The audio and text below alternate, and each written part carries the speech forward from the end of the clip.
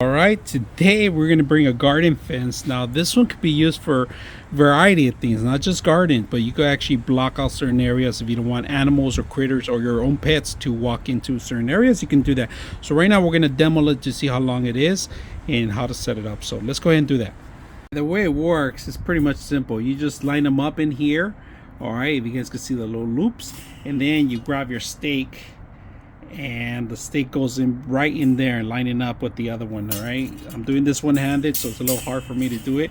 I have to do it manually, so we're gonna go ahead and put it in the garden and see how it looks. All right, so here's the fence, guys. We got it going here. We got first line here, first layer, second layer, and we're gonna step a little bit back so you guys can see how well it's secure in here, so my dogs won't go in here and destroy the plants.